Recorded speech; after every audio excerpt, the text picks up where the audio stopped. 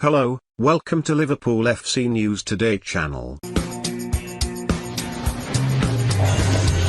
January was a month full of worry for Liverpool fans, who looked ahead with dread to the Africa Cup of Nations and wondered whether it could derail all of the club's previous success. Liverpool's shock 1-0 defeat by Leicester on December 28 appeared to be a bad omen. Jurgen Klopp had Sadio Mane and Mohamed Salah at his disposal that day but still couldn't avoid defeat. How would they cope without their two most important attackers, as well as midfielder Naby Keita? Well, as it happens, pretty well. By the time Mane had scored the winning penalty for Senegal in the AFCON final against Egypt on Sunday evening, Liverpool were delighted to congratulate their player whilst also being able to reflect on a productive month. Rather than morphing into a goal-shy team without Mane and Salah, who have a combined 33 goals and 10 assists between them this season, Liverpool have thrived.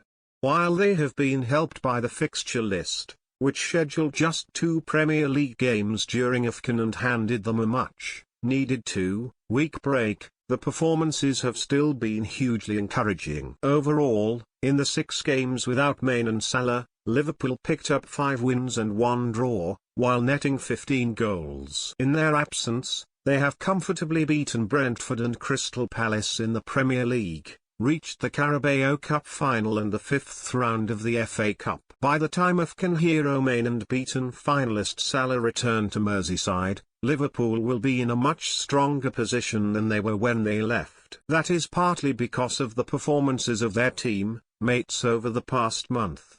Diogo Jota has enjoyed the increased responsibility handed to him, scoring both goals in the second leg of the Carabao Cup semi-final win over Arsenal and netting and assisting in Sunday's 3-1 win over Cardiff in the FA Cup. Have your say. Can Liverpool close the gap to Manchester City in the Premier League title race? Comment below. Takumi Minamino and Alex Oxlade-Chamberlain were earmarked as 2 players who needed to step up. Both have bagged 2 goals to make their cases for inclusion. Meanwhile, Fabinho has been the surprise star, scoring 3 goals, including 2 penalties, which has reminded many of his brilliant record from the spot. But really it was the 3-1 win over Cardiff which showed the biggest boosts for Klopp over the opening stages of 2022. Luis Diaz and Harvey Elliott both came on as substitutes in the 58th minute when the score was 1-0, and both helped increase the margin of victory. Diaz made his debut after signing for an initial £37.5 million from Porto and immediately made an impact by laying on an assist for Minamino. Even better was to come, with Elliott marking his return to action after a dislocated ankle by firing in a brilliantly taken third, his first senior goal for the club.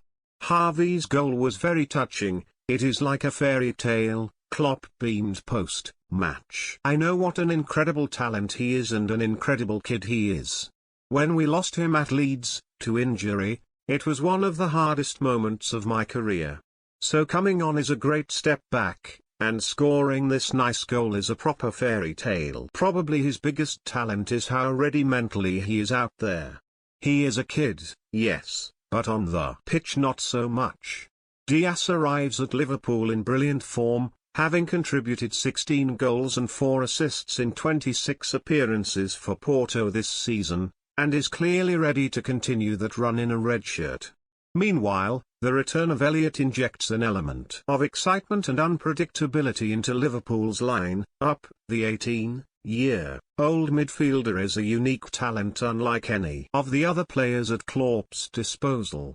January may have appeared to be a scary period for Liverpool, but as it turned out, Mane and Senegal were not the only winners of AFCON.